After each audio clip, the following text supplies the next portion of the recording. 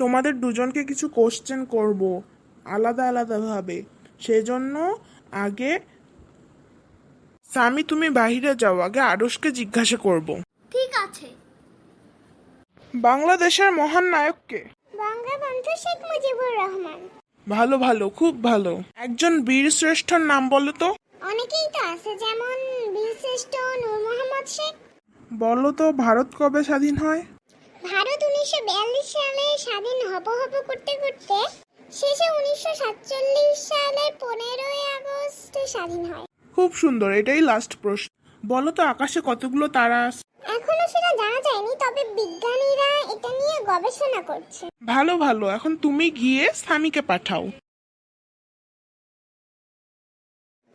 আমি যা, তোকে ডাকছে। বল তো কি কোশ্চেন করলে উত্তরগুলো বলে দে। কোশ্চেনগুলো তো মনে নেই, কিন্তু উত্তরগুলো মনে আছে।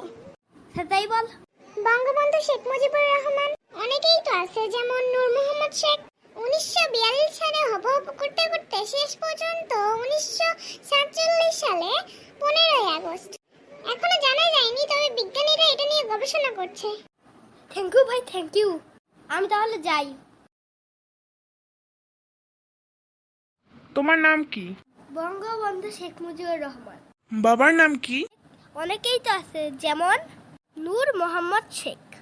তোমার কবে জন্ম হয়েছে? 1972 সালে হব করতে করতে শেষ পর্যন্ত 1947 সালে 15ই আগস্ট।